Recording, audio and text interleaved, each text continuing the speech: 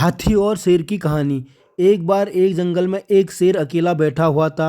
वह अपने बारे में सोच रहा था कि मेरे पास तो तेज धारदार मजबूत पंजे और दांत हैं। साथ ही मैं बहुत ही ताकतवर जानवर भी हूँ।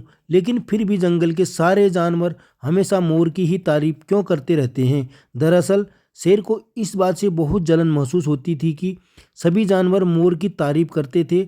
जंगल के सभी जानवर कहते थे कि मोर जब भी अपने पंख फैलाकर नाचता है तो वह बहुत सुंदर लगता है। यही सब सोचकर शेर बहुत दुखी हो रहा था।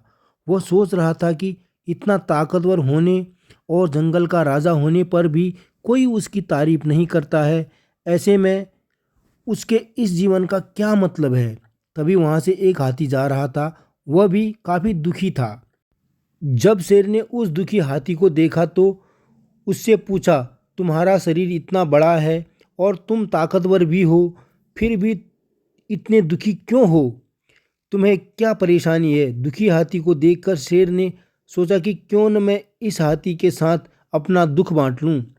उसने आगे कहते हुए हाथी से पूछा कि क्या इस जंगल में ऐसा कोई जानवर है जिससे तुम्हें जलन होती हो और वह तुम्हें हानि पहुंचाता हो?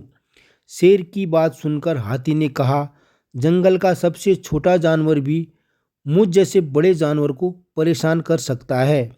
शेर ने पूछा, वह कौन सा छोटा जानवर है? हाथी ने कहा, महाराज, वो जानवर चींटी है। वह इस जंगल में सबसे छोटी है, लेकिन जब भी वो मेरे कान में घुसती है तो मैं दर्द के मारे पागल हो जाता हूँ।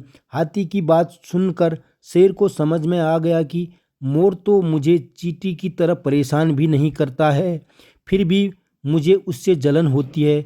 ईश्वर ने सभी प्राणियों को अलग अलग खामियां और खूबियां दी हैं। इसी वजह से सारे प्राणी एक जैसे ही ताकतवर या कमज़ोर नहीं हो सकते हैं। इस तरह से शेर को यह समझ में आ गया कि उस जैसे ताकतवर जानवर में भी खूबियों के साथ खामियां हो सकती हैं। इससे शेर के मन में उसका खोया हुआ आत्मविश्वास फिर से बढ़ गया और उसने मोर से जलन करना बंद कर दिया।